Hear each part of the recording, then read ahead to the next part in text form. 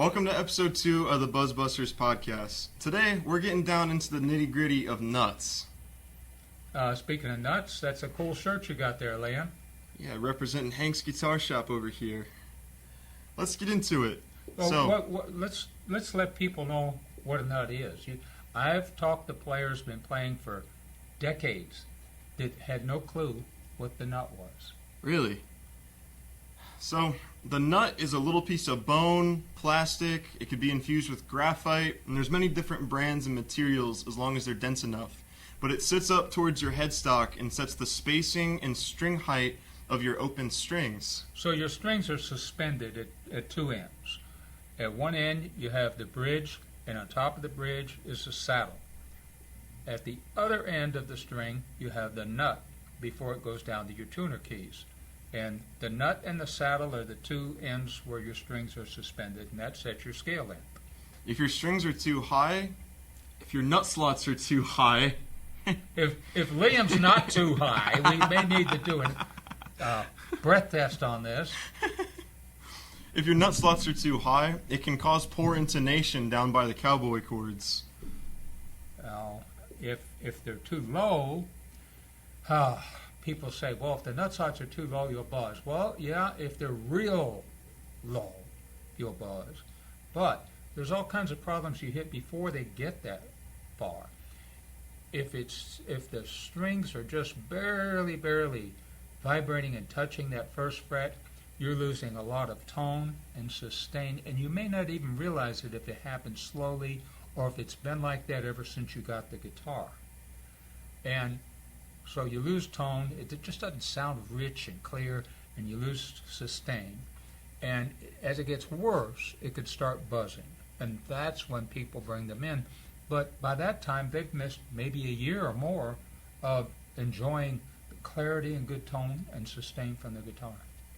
One thing we hear a lot, or rather people ask us, is do bone nuts actually, cause better tone or to increase the quality of your tone? And the answer from the bovine lobby is definitely not. You do not want bone of any kind, especially cattle bone. We do think that bone nuts last longer than plastic, because if you think about metal hitting a plastic slot over and over again, it's going to wear down a lot quicker than bone. Well, you got more than one grade of plastic. You've got your cheap plastic nuts, and we can tell the difference because we do a lot of nut filing. And when we file the cheap plastic, man, you have to be careful. That file will cut through it quickly. So will your strings, right? The strings will cut too. Good plastic, like you're going to get from Tusk and some of these other manufacturers, they will almost be as hard to file as bone. All the talk about the difference in tone, though, I don't know. You got to have pretty highly developed ears, probably like rabbit ears or something. You hear a cricket fart? Probably can't tell the difference between plastic and bone. One of the things that a lot of people don't know about is how important it is to properly file the proper back angle on the back of the nut. The break angle of the string as it reaches the tuning heads is really, really important.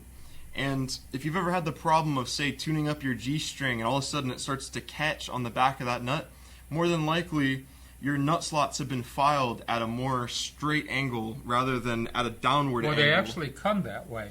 I've only found one manufacturer of nuts, and I'm not positive, I think it was Tusk, that files their slots down at an angle to help guide the strings to your tuning keys.